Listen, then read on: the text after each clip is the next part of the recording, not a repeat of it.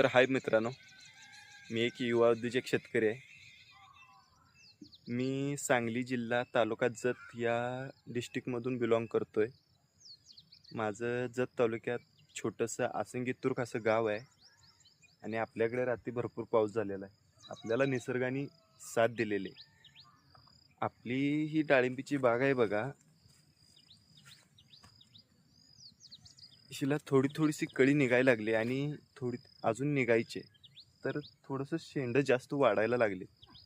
तर तुम्ही सांगा की कळी निघेल की नाही, आणि काय तुमच्याकडे स्पेशल औषध जर तुम्हाला माहीत असेल तर आपल्याला नक्कीच कमेंट करून सांगा की दादा तुम्ही हे औषध घ्या, तुमच्या बागेला कळी निघेल, असं कमेंटमध्ये सांगा.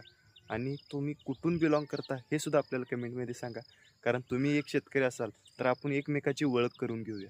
कारण एकमेकाची ओळख केली की नाही, खूप आपल्याला शेतकरी पुढे जाऊ शकतो. कारण आपण एक शेतकरी जगाचा पोशिंदा आहे. आपण जे शेतीत पिकवलेलं पीक ह्या जगासमोर आपण मांडतो, त्यांचं पोट आपण शेतकरी भरतो, बरोबर आहे ना.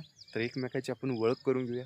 आपल्याला नक्कीच तुम्ही कमेंटमध्ये सांगा तुम्ही कुठून बिलॉंग करता, तुमच्या शेतीत काय पीक आहे काय नाही हे तुम्हीसुद्धा आपल्याला सांगा. आपल्या शेतीत बघा, माझी द्राक्षाची बाग आहे आणि आपली डाळिंबीची बाग आहे.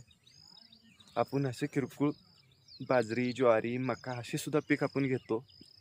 आपल्याकडे निसर्गाने रात्री खूप साथ दिलेली आहे आपल्याला. आता सध्या आपल्याकडे पाऊस ठेमकायला लागला आहे, बारीक थेंब पडायला लागलेत पावसाचं.